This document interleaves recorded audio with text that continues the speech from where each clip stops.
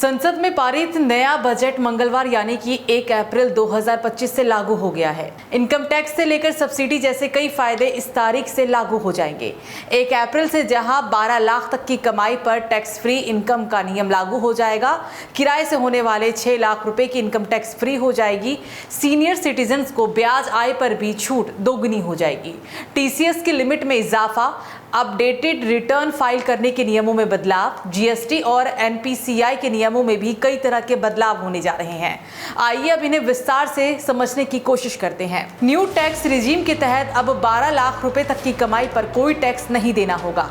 नौकरी पेशा लोगों के लिए 75,000 के स्टैंडर्ड डिडक्शन के साथ ये छूट 12.75 लाख रुपए हो जाएगी। न्यू टैक्स रिजीम में 20 से 24 लाख की इनकम के लिए 25% टैक्स का नया स्लैब भी शामिल किया गया है। इसके क्या प्रभाव हैं, अब ये भी जान लेते हैं। पहले 30% की अधिकतम दर 15 लाख रुपए से ऊपर की आय पर लागू होती थी, लेकिन अब ये सीमा बढ़ाकर 24 लाख रुपए कर दी गई और इससे मध्यम और उच्च मध्यम आय वर्ग को कर से बचत होगी। टीडीएस सीमा बढ़ी है, अब आपको ये भी बताते हैं। किराए से होने वाली आय पर छूट दोगुना, जैसे कि 2.4 लाख से बढ़कर अब ये 6 लाख रुपए कर दिया गया है। सीनियर सिटीजन को ब्याज आय पर छूट दोगुनी। बैंक एफडी से ब्याज आय अर्जित करने वाले वरिष्ठ नागरिकों के लिए टीडीएस सीमा 50,000 से बढ़ाकर 1 लाख रुपए कर दी गई है। प्रोफेशनल सर्विस पर टीडीएस सीमा में बढ़ोतरी की गई है। प्रोफेशनल सर्विस पर टीडीएस की सीमा अब 30,000 से बढ़कर 50,000 हो गई है। इसका क्या असर होगा ये भी जान लीजिए।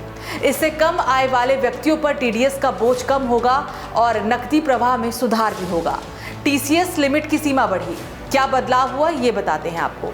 विदेश में पढ़ाई के लिए पैसा भेजने पर टैक्स कलेक्टेड एक्ट सोर्स यानी कि टीसीएस की लिमिट अब 7 लाख रुपए से बढ़कर 10 लाख रुपए कर दी गई है। वहीं अगर पैसा किसी फाइनेंशियल ऑर्गेनाइजेशन जैसे बैंक आदि से लोन लिया गया है तो टीसीएस इसमें नहीं लगेगा। क्या प्रभाव है ये बताते हैं। टीसीएस हटने से छात्रों और उनके परिवार दोनों को ही इससे फायदा मिलेगा।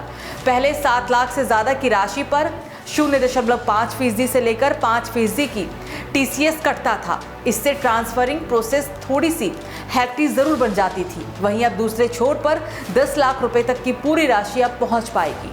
अपडेटेड रिटर्न भरने के लिए ज्यादा समय। अब टैक्स पेयर्स असेसमेंट ईयर के अंत में 24 महीने में बजाय अब 48 महीने तक अपडेटेड रिटर्न दाखिल कर सकेंगे। इसकी कुछ हालांकि शर्तें भी लागू हो गई हैं। पहली ये कि 24 से लेकर 36 महीने के बीच दाखिल रिटर्न पर 60% अतिरिक्त टैक्स। दूसरी शर्त यह है कि 36 से लेकर 48 महीने के बीच दाखिल रिटर्न पर 70% अतिरिक्त टैक्स लागू होगा। इससे करदाताओं को अपनी गलतियों को सुधारने के लिए अधिक समय मिलेगा। साथ ही साथ स्वैच्छिक अनुपालन भी बढ़ेगा, यानी कि किसी व्यक्ति या संगठन का अपनी मर्जी से नियमों कानूनों का पालन करना होगा। यदि यूलिप यानी कि यूनिट लिंक्ड इंश्योरेंस प्लान का प्रीमियम प्रति साल 2.5 लाख रुपए से अधिक है तो इसे कैपिटल एसेट माना जाएगा। ऐसे यूलिप को भुनाने के लिए किसी भी फायदे पर कैपिटल गेन टैक्स लगेगा। यूलिप एक ऐसा प्रोडक्ट है जिसमें प्रीमियम का एक हिस्सा शेयर बाजार में निवेश किया जाता है। यदि इसे 12 महीने से अधिक समय तक रखा जाता है तो इस पर लॉन्ग टर्म कैपिटल गेन यानी कि एलटीसीजी के रूप में 12.5% टैक्स लगेगा। यदि इसे 12 महीने से कम समय तक रखा जाता है तो इस पर शॉर्ट टर्म कैपिटल गेन यानी कि एसटीसीजी के रूप में 20% टैक्स लगेगा। उच्च प्रीमियम वाले यूएलआईपी में निवेश करने वाले लोगों को अब टैक्स देना होगा। सरकार ने ये बदलाव हाई इनकम टैक्स पेयर्स को यूलिप को टैक्स फ्री इन्वेस्टमेंट इंस्ट्रूमेंट के रूप में उपयोग करने से रोकने के लिए किए हैं। यूलिप प्रीमियम का एक बड़ा हिस्सा शेयर बाजार में निवेश किया जाता है, इसलिए सरकार का तर्क था कि इसे ट्रेडिशनल इंश्योरेंस की तरह टैक्स छूट नहीं मिलनी चाहिए।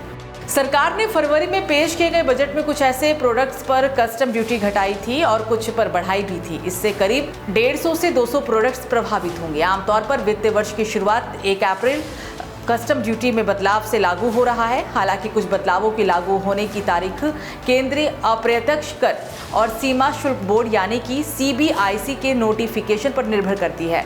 जैसे कि पिछले बजट में कुछ कस्टम ड्यूटी बदलाव जैसे कि मोबाइल फोन और कीमती धातुओं पर 24 जुलाई 2024 से लागू हुए थे।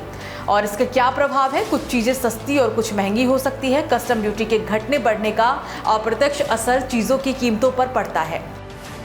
बहरहाल 31 मार्च को वित्त वर्ष 2024-25 के खत्म होने के साथ कुछ डेडलाइंस भी खत्म हो रही है और इसके बाद आप महिला सम्मान सेविंग सर्टिफिकेट स्कीम सहित कई स्पेशल डिपॉजिट स्कीम में निवेश नहीं कर सकेंगे। इसके अलावा मारुति सुजुकी और टाटा मोटर्स सहित कई कंपनियों की गाड़ियां भी महंगी हो जाएंगी।